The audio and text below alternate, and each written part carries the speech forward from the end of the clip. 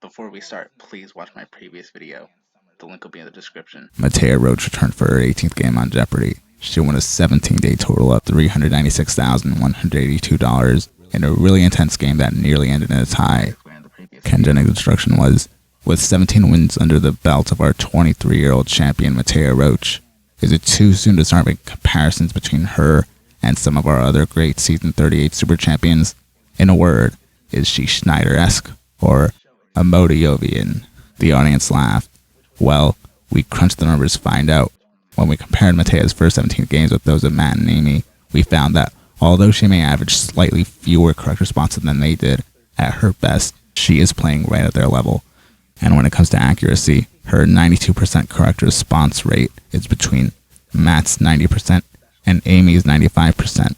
So however you slice it, we've had some amazing champions this season, and at just 23, Mattea is playing in the ballpark of any of them. And hey, Renee Manav, who knows when the next big streak is going to begin? Could be today.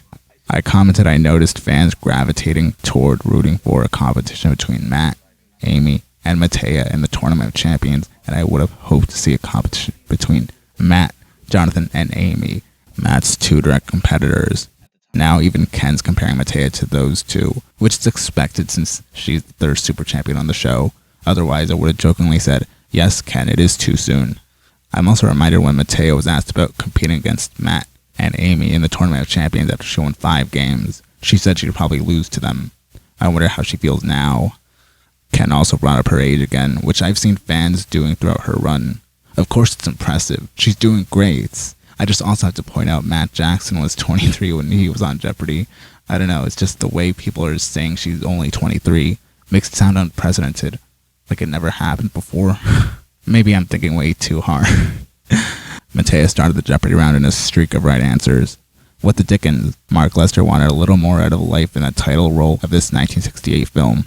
Oliver Twist came up again, and this time I knew it. Thomas Paine got the first patent for an iron bridge to span this river that meets the Delaware at Philadelphia. It was never built. After Renee answered, "What is Schuylkill?" Ken told her she said it right. Renee. What is the Schuylkill? Schuylkill, you got it. And you said it right. They'll love you in Delaware. Iron. I only pick up on this because neither Ken nor Johnny Gilbert say Toronto right. Renee got the first daily double in Double Jeopardy. She made it a true daily double, and the year gave it away. At about 1,000 feet, it was the tallest iron structure in the world when it was completed in 1889. What is the Eiffel Tower? That took her to $4,400. Mattea entered the first round winning $9,800. Renee was in second place at $5,200, and Manav was in third place at $3,000. Mattea got the first daily double in Double Jeopardy. She just did $2,000, and it was fairly easy when you look at the clue. It's the philosophical study of art and of the judgments of art and beauty. What is aesthetics? That took her to $14,200. The question shows a photo of Zooey Deschanel and Emily Deschanel. How do they not know it was them, though?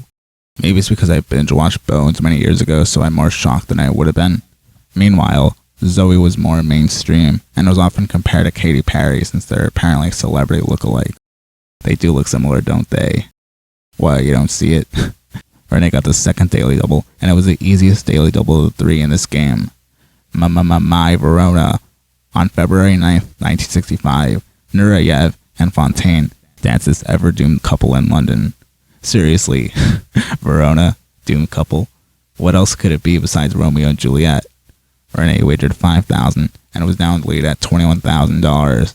This is one of the episodes when all 3 daily doubles were answered correctly. Nobody answered the last question in Double Jeopardy. Manav was in third place at $600. Renee was in second place at $21,000. And Mattea was in the lead at $22,600. The final Jeopardy category was books of the 1970s. The question was, aptly, members of the black family in this novel have biblical names. Pilate, Hagar, and the title one, an ancestor of the protagonist. I know it's not Roots. I know it's a Toni Morrison novel. I can't guess which one. The answer was Song of Solomon.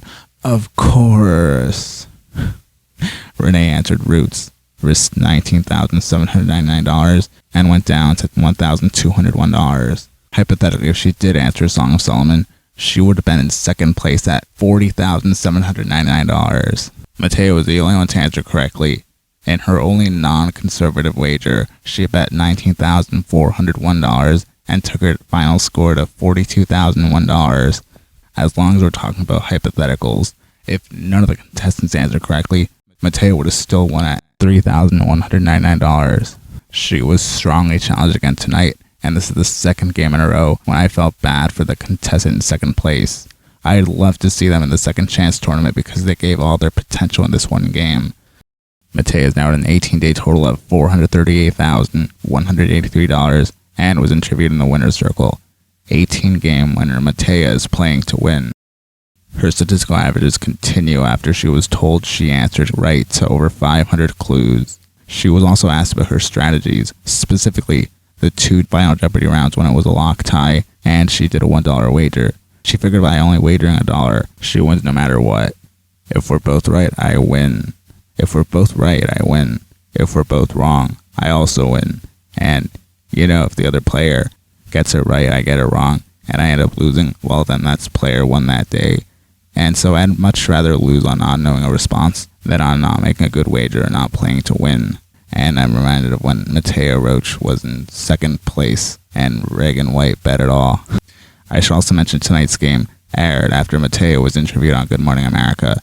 Fans were quick to know this means Mattea will lose very soon, as Matt Amodio and Amy Schneider also lost on Jeopardy shortly after they appeared on Good Morning America.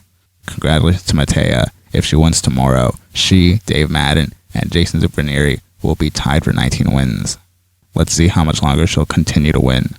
And as always, thank you for watching.